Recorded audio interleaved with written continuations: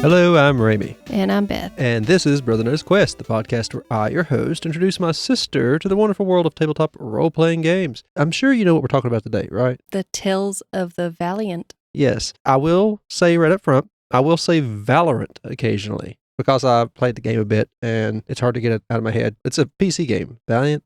Never heard of it. I know. So if I say that, just know I mean Tales of the Valiant.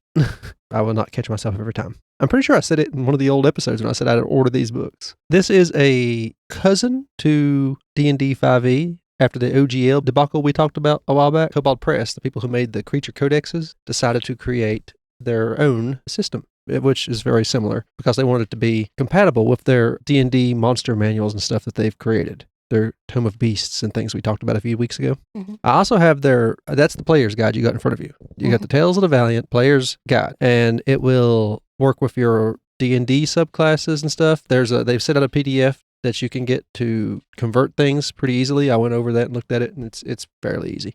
You just get certain skills at different levels, and some spells have been reworked. Terminology is different. You get terms like circles instead of spell levels, lineage instead of race. It's a slightly different approach to a familiar concept. Classes and subclasses have changed as well. You get some in here that aren't even in 5e's Player's Handbook. You get lineages and heritage instead of race, or I guess they might call them lineage now in 5e, or the 2024 edition. I can't remember what they switched it to. It's basically separating ancestry from cultural upbringing. So you could physically be a dwarf, but you could have been brought up in an elven society. Talents, which are like feats, but they are different in their own little way. Of course, they have to be. They can't just copy and paste. And spellcasting, you have Arcane, Divine, and Primordial, and Weird, W-Y-R-D, each with its own spell list, flavor, potentially offering a wider range of magical options. As for the combat mechanics, the game includes mechanics like luck, weapon options, and specific class features that may alter the flow and tactics of combat encounters compared to D&D 5e or 2024. And the setting, Tales of the Valiant emphasizes the Labyrinth, a connected multiverse of fantasy worlds, potentially offering unique campaign settings and adventures. It's just kind of different overall when it comes to the world. You don't have to, it's kind of more like Pathfinder. Pathfinder, I believe, has this one big world of multiple settings on it instead of just, there's some overarching similarities. A lot of them are very different. Beastkin, humanoids with animalistic features, quick to mature and connected to the natural world. You have dwarves, you have elves, you have humans, you have kobolds, fitting from Kobold Press. You have orcs, Sindarian. I never could pronounce this one. Sindarian. They're basically mystical beings connected to other planes. Think of the Genasi from 5e. And small folk, diminutive humans. Oh, I found a word I can't pronounce. Tiny humanoid, which rely on community and cleverness. I think halflings and gnomes fit that definition. And you have all different heritages like anointed, characters of supernatural connections to extraplanar forces, cottage, characters from self-sufficient agricultural communities. You have the grove, raised in forest communities, kind of like druids, nomadic, salvagers, stone, caretakers raised subterranean, dwarven people. Vexed, characters who defy the supernatural connection to extraplanar forces. You have all kinds of different heritages, the book's full of them, but it also gives you different subclasses. You have the barbarian, which has berserker and wild fury, the bard with lore and victory, the cleric with light, life, and war, the druid with leaf and shifter. I really shouldn't have to explain what those do. One of them's kind of like a shapes into animals. The fighter, the spellblade, and the weapons master.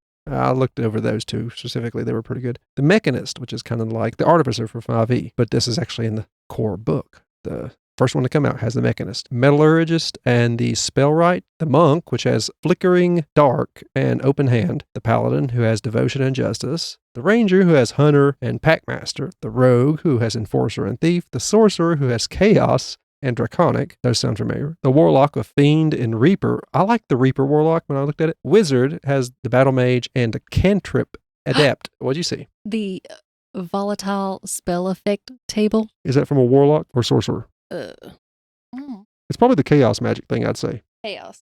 Yeah. Sorcerer. There's one that says, a number of your teeth, 1d4 plus 1 fall out. For each tooth that hits the ground, a skeleton appears. Well, that's fascinating. And then there's also massive insect wings like those of either a dragonfly or a moth sprout from your back. You gain a flying speed of 60 feet per hour. That one could be handy. Yes, it could. I always like to fly.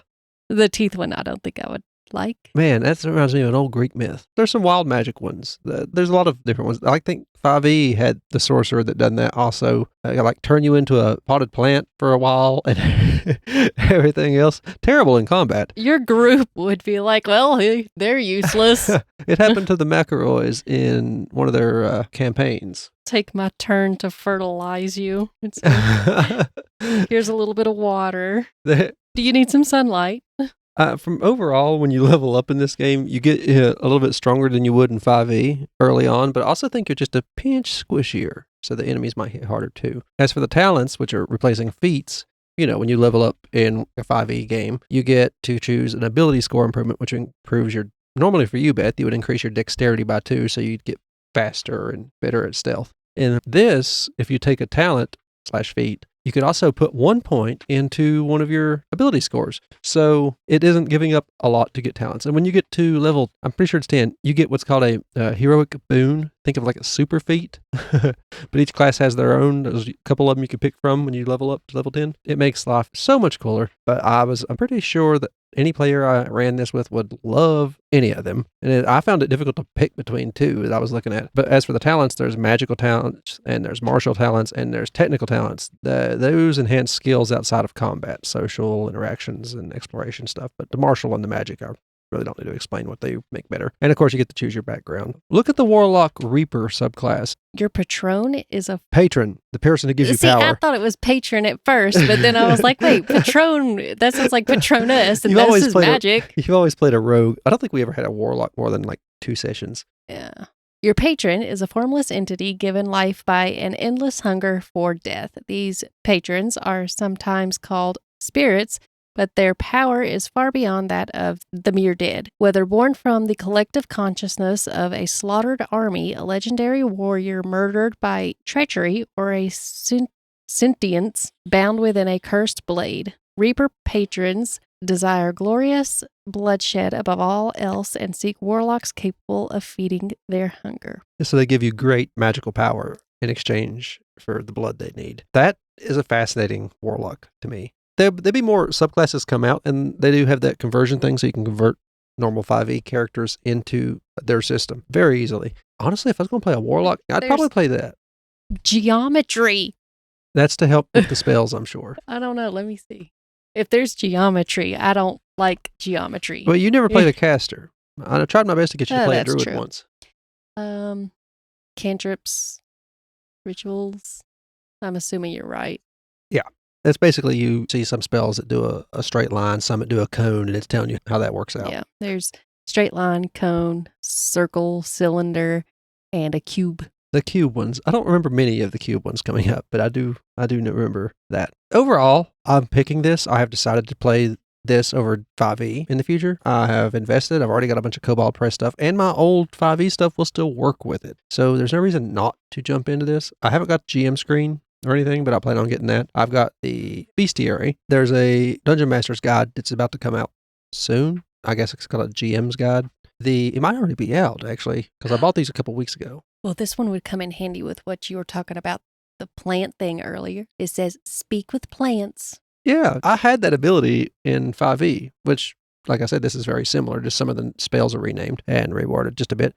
I remember one time playing with a group of friends. We were searching for some bandits that were robbing people along the road. We couldn't roll well enough to find them. So I said, I want to squat next to, I guess, some dandelion or some fantasy equivalent in the middle of the road. And he said, why? I said, because I want to ask it if it's seen any bandits. And so the dandelion told me where the bandits went, which way they went. Well, if it works, it works. It was handy. That's one of the few times I played something other than a cleric. There's a lot of fun to be had out of these games. And this here, I want them to come out with a proper starter set. A starter set's what got us into 5e. And if we had a starter set, it'd be a whole lot easier for someone who hasn't played any of the 2 games or any of the other games to get into this. Next episode, we're going to talk about the bestiary. What now? Oh, okay. I'm guessing it's like D&D when it comes to having your normal character sheets and then the spell thing. Yeah, the spells are a little bit different. Like I said, they reclassified some of them the way they work. They still work kind of, basically like D&D spells. You have cantrips and everything. There's different types. They no longer have like adjuration and all necromancy. You have different types like weird, primordial, arcane, and divine. Obviously, arcane is the kind that wizard spells. Divine is more like cleric spells. Primordial is more like spells that come from nature itself. And weird is just weird magic. Think of some of the stuff the warlock would get. It's just the way that works. And I like the idea of a setting called the Labyrinth that's just a world full of different settings. It's kind of fun. And Cobalt Press has been coming out with a lot of stuff. Any of their 5e stuff will work with it. Anybody else's 5e stuff should work with it. They give you the conversion guide, and they've kind of invested in this. I like the way they did this. And if you want something a little bit less crunchy, but more deadly as well, Shadow Dark, we talked about it last episode. It is another 5e alternative I've considered, but I don't know how many of my friends that do play would be willing to jump completely over into another game without trying it at least once. This one right here, it wouldn't be hard. Dakota already agreed he'd want to play it and everything, even though he did go out and buy the 5e handbook. I would recommend this. I recommend everything I talk about because I buy it off my own money. So if I thought I wasn't going to like something, I wouldn't buy it, pretty much. So if you were wondering, oh, he's just a shill trying to get clicks on his affiliate link. Well, no, I buy these with my own money and I don't buy things I don't want. I can't imagine buying something if I thought it was going to be crap. Yeah. If you're looking for a D&D alternative that is very like D&D, but different enough, if your players want something different or want to feel more powerful without you having to modify 5e, this is a good option. Tales of the Valiant. You'll be able to basically copy and paste your campaign over pretty easy if you have one, or just run a one-shot or two and see how you like that. I couldn't find any free sample rules for this. You can find the physical books a lot of places, but the affiliate link I have in the description is for the PDF. It's like $29, I think, on Drive-Thru RPG. Maybe $29, $39. Pretty sure it was $29. I might be $10 off. But it's there if you're interested in just a PDF. And next week we'll cover the bestiary. What would you rather play, this or 5e still? I mean, since it's very similar, it don't really matter to you, I'm sure. I mean, this one seems pretty much like it's better laid out D&D. than the first D&D, the 2014 version, the one we always used. It's better. The book is better laid out. Seems simple enough. There's a whole bunch of resources on Cobalt Press's website. If you want to go there, you get the physical copy and the PDF in one purchase if you go through Cobalt Press, which is what I did. I went to Cobalt Press and got both versions.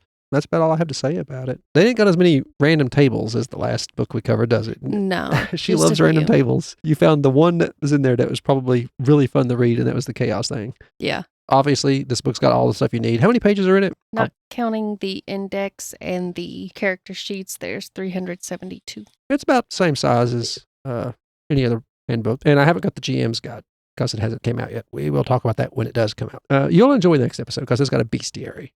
Well, good. I'll tell you now, the lich in it looks a lot scarier than any lich I've seen in D&D. Cobalt Press is known in the 5e community for their great monster manuals and stuff. You've went through those, right? Tome of Beasts and everything. Yeah. I mean, those are all Cobalt Press. They are really good at the monsters and, of course, making them for their own game. It looks real good. I can't wait to see what the GM guide has in it. Well, if you like what you heard here, we're part of the Gruesome Gaming Group podcast network. We have 2 other podcasts. We have Horrific History and Hauntings. That's where Beth here tells me about everything in the title. Horrific History, some hauntings, if something bad happened and it caused a haunting, or true crime, diseases, outbreaks, all kinds of things, tsunamis. We have it there. We try to make it a little bit more funny if we can, if it's something old enough to be okay laughing at sometimes. We have Leveling Duo. It comes out much less frequently, but it is a podcast where me and my friend Dakota, or me and Beth here, talk about video games we really enjoy. That is kind of random episodes that come out because we don't play a brand new great video game every week, and we kind of ran out of games to talk about, unless we want to talk about mediocre ones, and we didn't. If you want to reach out to us or listen to any of the episodes, we have a link tree in the description. The first link is our main website for Gruesome Gaming Group. You can find all of our podcasts there, subscribe through there, or you can just look up the names on any podcast app or on YouTube. We have social content down below that, 2 TikToks. One's for Gruesome Gaming Group and one's for Horrific History and Hauntings, goes to Beth. If you want to reach out to us, use any of the social links there, probably X, TikTok, or Threads. It's the best ones. Just reach out, say hi, tell us, give us an idea of a book to cover. And the people who use the affiliate links, I can see the stuff that people buy when they use that, because you don't have to buy exactly what it's linked to. You can buy anything on the website and it will show me that it's been bought. And I use those not just to buy more PDFs, because I get a small portion of that at no extra cost to you, but I use that to kind of get an idea of what I should cover, because it shows me what's popular and what other people are buying when they purchase something. It's handy. But thank you to the ones that do that, because I can keep buying more PDFs to do that. There's a link below that if you want to just send a tip or a thank you. It uses Stripe, so it's secure. Thank you if you use that, but my recommendation, if you want to help us, just buy a PDF and reach out. Let us know what you think. If you can find a way to review us or something like that and have something to say, even if it ain't great, let us know. Thank you for listening. I've been Ramie. And I'm Beth. This has been Brother Knows Quest. Bye-bye.